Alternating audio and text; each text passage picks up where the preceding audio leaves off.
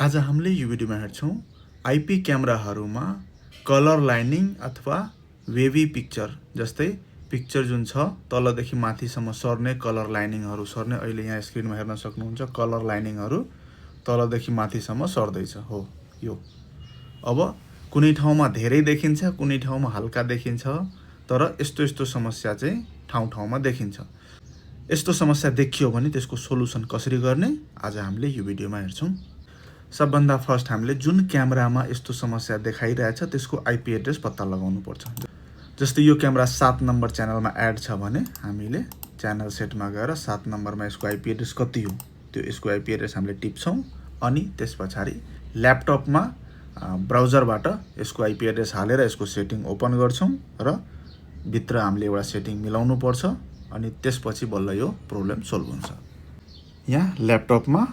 जुन IP address हामीले टिपेको थियौं 192.168.1.89 थियो तपाईहरुको डिफरेन्ट हुन सक्छ ठ्याक्कै जुन क्यामेरामा प्रब्लम छ त्यसको आईपी एड्रेस यहाँ ल्यापटपमा हालेर अनि इन्टर गर्ने युजर नेम पासवर्ड माग्छ क्यामेराको युजर नेम र पासवर्ड दिने अनि इन्टर गर्ने इन्टर गरेपछि क्यामेराको कन्फिगर भन्ने अप्सनमा जाने कन्फिगरमा क्लिक गरेपछि यस्तो अप्सन देखिन्छ त्यसपछि स्ट्रिम म्यानेजरमा जाने अनि इमेज सेटिङमा जाने इमेज सेटिङमा गएपछि यतातिर हेर्न सक्नुहुन्छ इमेज सेटिङमा गएपछि एडभान्स कन्फिगरेसन भित्र एन्टी फ्लिकर भन्ने एउटा अप्सन हुन्छ त्यो बाइ डिफल्ट क्लोज हुन्छ यसमा क्लिक गरेर अनि स्ट्रङ स्ट्रेन्थ भन्ने अप्सनमा यहाँ क्लिक गरेर अनि त्यसपछि सेभ गर्दिने